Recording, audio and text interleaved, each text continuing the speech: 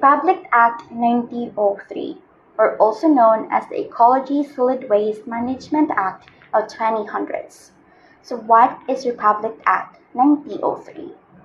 This institutes measures to promote a more acceptable system which corresponds to the vision of sustainable development. This also aims to merge environmental protection with economic pursuits, recognizing the reorientation of the community's views on solid waste, thereby providing schemes for waste minimization, volume reduction, resource recovery, utilization, and disposal. So, Republic Act 1903 provides the necessary policy framework, institutional mechanisms, and mandate that the local government units, or LGUs, do achieve 25% waste reduction through establishing an integrated solid waste management plans based on the three R's: the reduce, reuse, and recycling. Now we will move on to the problems and concerns in the environment. First, poor waste management can damage the environment and affect the health of social.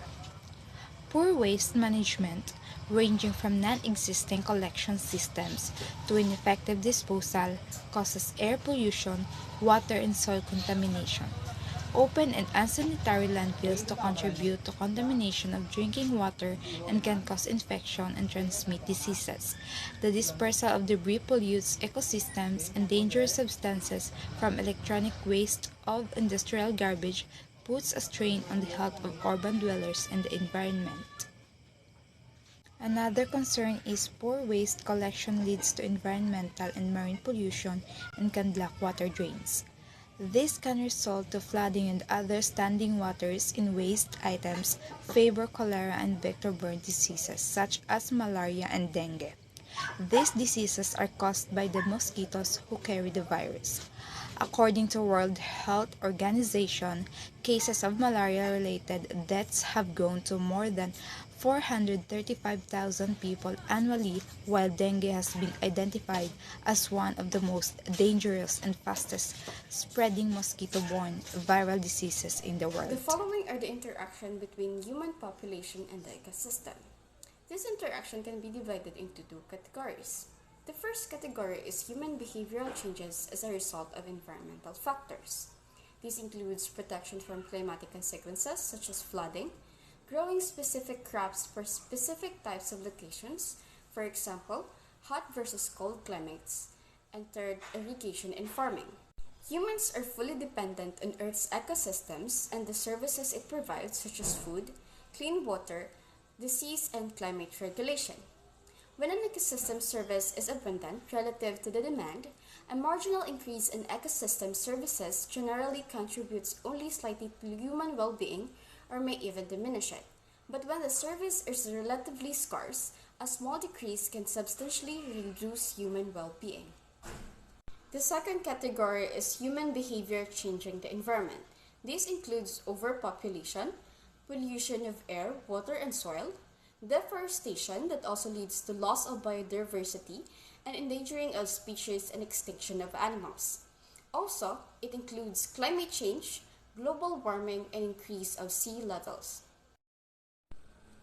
The following are the positive human-environmental interactions in order to create a sustainable human social and ecosystem include renewable energy, composting, water management, protection of nature, and recycling. On the other hand, the negative human-environmental interactions are overpopulation, pollution, burning of fossil fuels, and deforestation. Ways to reduce. Comprehensive solid waste management. Waste characterization and segregation.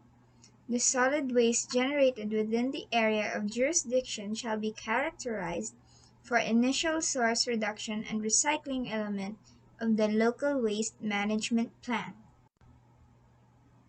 Next is source reduction.